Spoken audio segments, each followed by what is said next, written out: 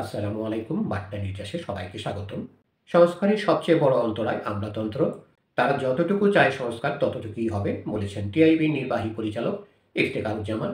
বাংলাদেশের সংস্কার ততটুকুই হবে যতটুকু আমলাতন্ত্র চায়।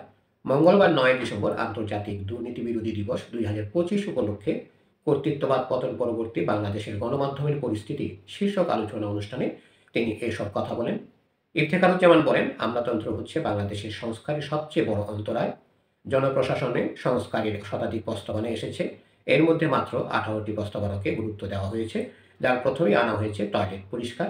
দুদক সংস্কার কমিশনের প্রায় সবগুলো প্রস্তাবনা সব রাজনৈতিক দল একমত হয়েছে, কিন্তু সেগুলোর কোনো অগ্রগতি নেই। বর্তমান অন্তর্বর্তীকালীন সরকারও প্রতিটি আইন প্রণয়নের ক্ষেত্রে গোপনীয়তার আশ্রয় নিচ্ছে। যতদিন এই রাজনৈতিক সংস্কৃতি ও আমলাতান্ত্রিক সংস্কৃতি দূর না হবে, ততদিন পর্যন্ত পরিবর্তন আসবে না। দর্শক, আরও সংবাদ পেতে আমাদের বার্তা নিউজ চ্যানেলটি সাবস্ক্রাইব করে আমাদের সাথেই থাকুন।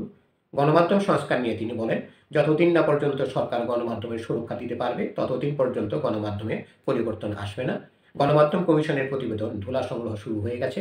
গণমাধ্যম সংস্কার কমিশনে তেমন কিছুই বাস্তবায়ন হয়নি। আমাদের কর্তৃত্ববাদে যে বিকাশ হয়েছিল, তার অন্যতম সহযোগী হচ্ছে গণমাধ্যম। গণমাধ্যমের প্রতি মানুষের আস্থা নষ্ট হয়েছে, বিশ্বাসযোগ্যতা হারিয়েছে। টিআইবির নির্বাহী পরিচালক বলেন, ২৪-এর ৫ আগস্টের বিকাল থেকে দখল, চাঁদাবাজি, মামলা বাণিজ্য হয়েছে, যেখানে গণমাধ্যমও সাথে ছিল। বাংলাদেশে কর্তৃত্ববাদের প্রতিষ্ঠা হয়েছে ধীরে ধীরে, যা গত ১৫ বছরে চরমে পৌঁছে গেছে। প্রতিটি সংস্কার কমিশন থেকে আসুক করণীয় বিষয়গুলো এই সরকারের সময় করার কথা থাকলেও অনেক সংস্কারই হয়নি। ধন্যবাদ সবাইকে এতক্ষণ ধরে আমাদের পাশে থাকার জন্য। আরও সংবাদ পেতে আমাদের বার্তা নিউজ চ্যানেলটি সাবস্ক্রাইব করে আমাদের সাথেই থাকুন।